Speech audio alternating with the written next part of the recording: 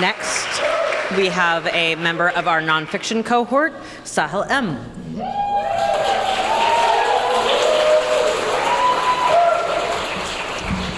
Hi, everyone. Thank you for your warmth and for being here instead of napping. And I want to give a shout out to my friends Erica and Fernando who came in from Philly.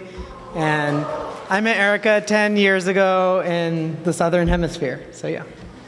I'm reading from what will one day be my memoir called Avenging Partition. The chapter I'm reading is called Jinn with the Priest. Some parts might feel like I'm jumping quickly, but I tried to just make it work. So, my days in Karachi were passing, and finally came the day that I went to search for the Bagnari Mandir. It was a completely ad hoc attempt. I just woke up and knew today was the day to find my ancestral temple. I was stupidly wearing shorts and a t-shirt, pretty taboo, which my US-based Pakistani friend later scolded me for, even though my friend Shah Jahan, who lived in Karachi, didn't seem to think much of it.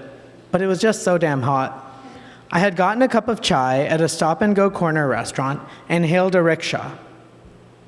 We shared no common language, but I told him in my questionable yet mutually intelligible with Urdu Hindi, Bagnari Mandir, Hindu temple hai, aapko malum hai na? And he claimed he knew the place. I knew he didn't, since it was such an insignificant place compared to the vastness of Karachi.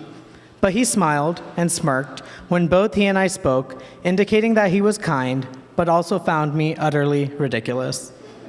My identity likely made no sense to him in this land. My awful accent in Hindi rather than in Urdu, my exposed legs and arms, my tattoos, and my long beard that implied an Islamic identity rather than a Hindu one. I felt so foolish, but I was a fool on a mission, so I jumped in. As expected, he took me to the wrong temple, which I only found out the hard way after entering mistakenly and pissing the guards off. Luckily, the same rickshaw driver was waiting outside, so I let him know, "Ye Bagnari Mandir nahi hai, dusra temple hai." He seemed annoyed, but committed to the cause and signaled with a jerk of his head to get in, back into the rickshaw. We drove around tiny, narrow streets in Joria Bazaar, stopping at various temples while he asked a variety of people about the temple that I was searching for. We eventually got to it, Bagnari Mandir, and it was locked. He pointed at the lock and smiled, and then made a familiar uncle-like gesture with his hand and laughed. It was next to a small store that seemed to sell small makeshift electronics, all of which were covered in dust. I approached the doors to the mandir and knocked. It was then that I met the priest who agreed to let me interview him using my new Grindr friend as a translator. Though the priest didn't know the Grindr part. In preparation for the interview, which I was able to coordinate with the help of Asad, my platonic friend from Grindr, I prayed to Hanuman, the god of strength. I prayed to Julelal, a Sindhi god who sits on top of a lotus flower and a pala fish. Julelal, the god of rivers.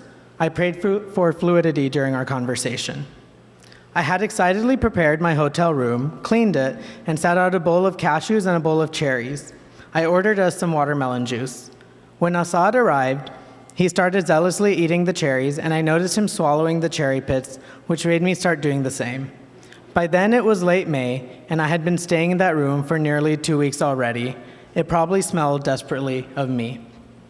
There were 4 of us in room 511, a foreign queer, a local queer, a modest priest who had unexpectedly brought his 12-year-old son.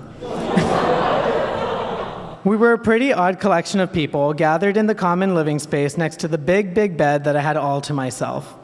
The room felt unnecessarily fancy considering the humility of my guests. Thus far, any guests I had invited over were queers from Karachi who had either met on Grindr or Tinder, some of whom I slept with, and others we just talked and gotten to know each other at a distance.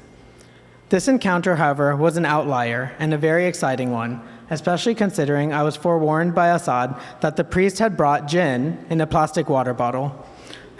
Asad told me only foreigners were typically allowed to bring alcohol into the hotel, and yeah, then we drink the gin. Thank you. Thank you so much.